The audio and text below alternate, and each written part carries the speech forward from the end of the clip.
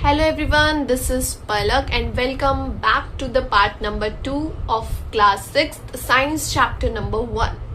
So we have already discussed till scientific method. हम scientific method तक discuss कर चुके हैं. जो भी scientific methods रहेंगे वो ये रहेंगे कि exactly आपका जो साइंस है वो वर्क कैसे करता है. आप अगर किसी भी चीज के पीछे का रीजन फाइंड आउट करते हैं, लाइक आपका जो पेन है वो जब स्टॉप राइटिंग, अगर वो लिखना बंद हो जाता है, चलना बंद हो जाता है, तो उसके पीछे क्या रीजन है उसका, that is the scientific method. After that activity 1.1 दी हुई है यहाँ पर, right about a similar problem that you try to solve. कोई ऐसी प्रॉब्लम जो आपने साइंस से रिलेटेड कभी सोची हो अपने माइंड में और उसको सॉल्व करने का ट्राई किया हुआ हो, एंड उसके लिए आपने what steps did you take, और आपने क्या क्या स्टेप्स लिए to identify that, to explore that. After that, science is not just about memorizing facts.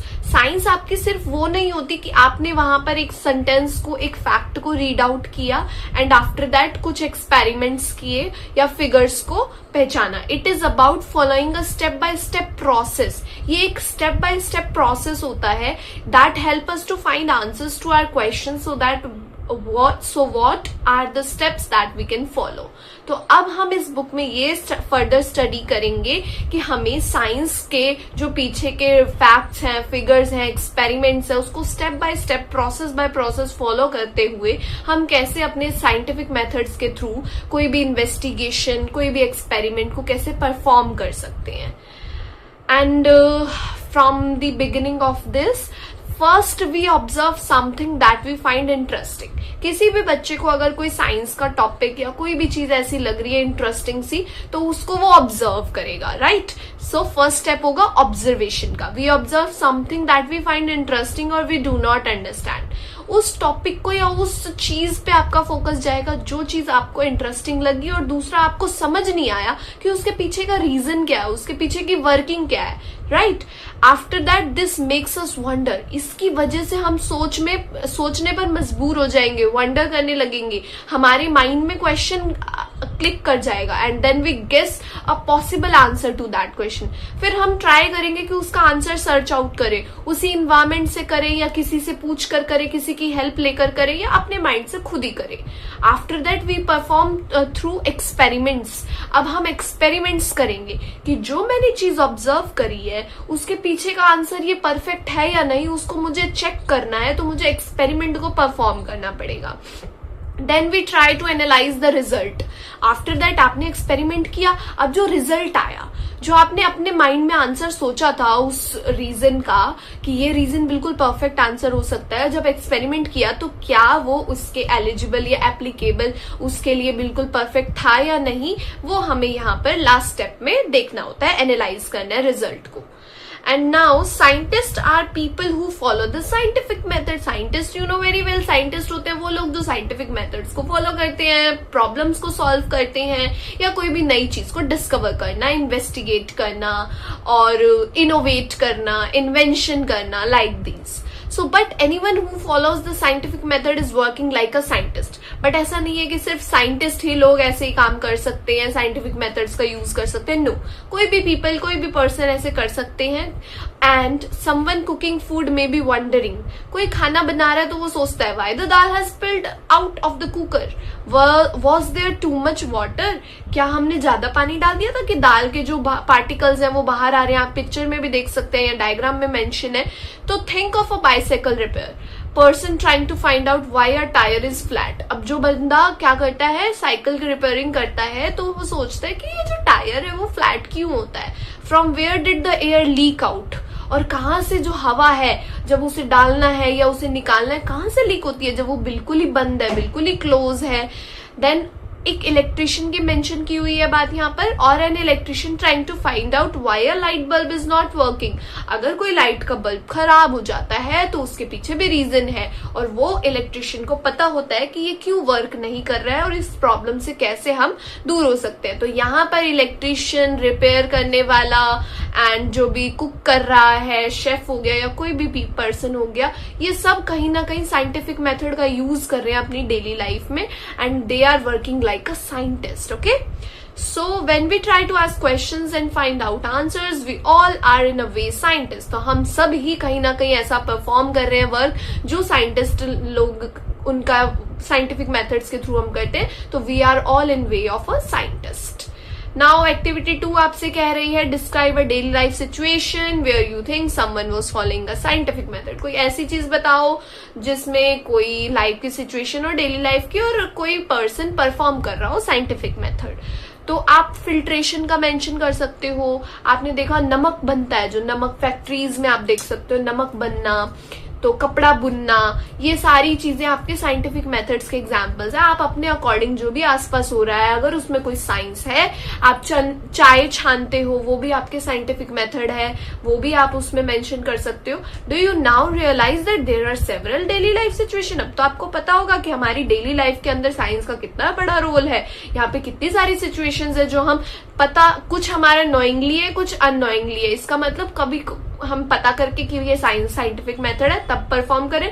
कुछ कुछ चीजें तो आप काम कर देते हैं, उसके बाद आपको पता ही नहीं होता कि आपने साइंटिफिक मेथड परफॉर्म किया है. ये चाय छान के दे दी, ये नहीं किसी ने सोचा, ये भी एक साइंटिफिक मेथड का आपका प्रोसेस है. Though we all apply the scientific method to some extent, तो इसीलिए हम कहीं ना कहीं किसी न किसी लेवल पर learning science will develop our capabilities for finding solutions to bigger problem. कहीं ना कहीं हम scientific method का यूज कर रहे हैं. साइंस को अगर आपने लर्न कर लिया तो आपकी जो कैपेबिलिटीज हैं, सोल्यूशंस, बड़े बड़े प्रॉब्लम्स, उनको सॉल्व करने की मिस्ट्रीज, ये सब चीजें अपने आप में आपकी सॉल्व हो जाएगी, इजी हो जाएंगे. And to be able to learn science well, अगर अच्छे से सीखना चाहते हो, the first and the foremost thing is to be curious. सबसे पहले आप क्यूरियस रहो. जब तक आप क्यूरियस नहीं रहोगे आपके माइंड में चीजें क्लिक नहीं करेंगी. एंड ऑब्जर्व सराउंडिंग्स को ऑब्जर्व करते रहो कीनली वे इंटरेस्ट के साथ. And when we are curious, जब हम क्यूरियस होते हैं तो हम क्वेश्चंस अपने आप पोज करने बनाने लगते हैं, अपने माइंड में सोचने लगते हैं, आस्क करते हैं क्वेश्चंस को. And why just remember the world is full of things we don't know, things that are waiting to be explored. तो इसीलिए कहा गया है कि वर्ल्ड में बहुत सारी चीजें जो अभी हमने देखी नहीं है, हमने बहुत सारी चीज अभी भी और भी साइंटिस्ट हमारे जो है एक्सप्लोर कर रहे हैं, और भी इन्वेंशंस होने अभी बाकी हैं.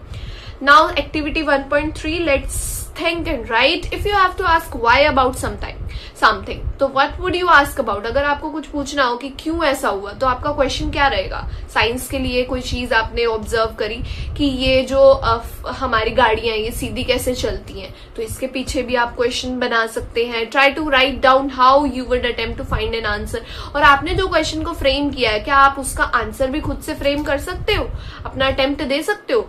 So science is really done alone. Science आपकी अकेले ही सारा संभाल रही है. Scientist across the world work together. सारे के सारे लोग, ये बोला गया है साइंस अकेले नहीं हो सकती. कहने का मीन्स ये है कि ये एक ग्रुप एक्टिविटी या फिर एक ग्रुप वर्क है जिसमें आप पूरे वर्ल्ड के साइंटिस्ट एक साथ लगे हुए हैं, बड़ी बड़ी टीम्स बनाकर. If you can't find an answer yourself, अगर आपको नहीं आंसर मिलता है तो आप अपने दोस्तों से, अपने टीचर से, किसी से भी मदद कर सकते हैं, हेल्प ले सकते हैं.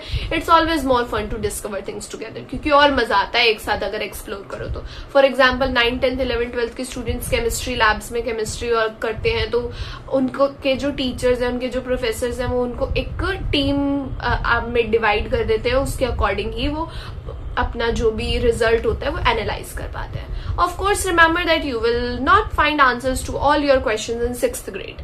ऐसा नहीं है कि सारे क्वेश्चंस के आंसर आपको 6th ग्रेड में इसी बुक में मिल जाएंगे. No, but don't worry, you are embarking upon a journey of science. आपने स्टार्ट कर दिया है. आपके नेक्स्ट 5 years जो होंगे इवन बियॉन्ड होंगे, आपने सोचे भी नहीं होंगे, इतने अच्छे से आपको सब कुछ एक्सप्लेन किया जाएगा. Much like children enjoying the rain. आपने देखा होगा बच्चे जो है रेन में एंजॉय करते हैं. Science is all about joyful exploration. वैसे ही साइंस आपके लिए बहुत ही जॉयफुल, खुशी का एक्सप्लोर करने का एक तरीका है. Enjoy your scientific journey and keep exploring and never stop wondering. सोचना बंद मत करो, एक्सप्लोर करते रहो, अपनी साइंटिफिक जर्नी को एंजॉय करो. And wondering about the amazing mysteries of the universe के बाकी फैक्ट्स और उन सब चीजों को, मिस्ट्रीज को भी समझो और अपना नोट करो. एंड आस्क क्वेश्चंस, उससे रिलेटेड क्वेश्चंस आस्क करो. And are you ready to embark upon the exciting journey of science? Let's get started. तो अब हम स्टार्ट करेंगे. आप इसमें मेंशन किया गया कि नेक्स्ट चैप्टर्स जो भी हमारे आएंगे उससे हम स्टार्ट करेंगे हमारी एक्साइटिंग जर्नी, जो कि हम साइंस के बारे में बात कर रहे हैं. सो यहाँ पर आपका ब्लू बॉक्स में क्वेश्चन दिया हुआ है, after all to be a wise person you must be a wise person, this is the perfect one. यहाँ पर फैक्ट वाइज में आपको दिया हुआ है, इंपॉर्टेंट है ये कि आपको एक वाइज पर्सन, समझदार पर्सन से पहले, अगर आपको एक वाइज पर्सन, समझदार पर्सन बनना है तो उससे पहले आपको हर चीज के लिए अपने आसपास सराउंडिंग से या फिर अपने रिलेटेड पीपल जो भी आपके साथ जुड़े हैं, टीचर, पेरेंट्स हो गए, उन सबसे पूछना पड़ेगा हर चीज के पीछे का रीजन, दैट इज वाई, क्यों ऐसा हो रहा है। तो क्यों का जब जवाब मिलता है तब आपकी नॉलेज गेन होती है, और नॉलेज गेन होने से आप वाइज बनते हैं। So this was it, chapter number 1 आपका क्लास 6 एनसीईआरटी साइंस यहीं कंप्लीट होता है।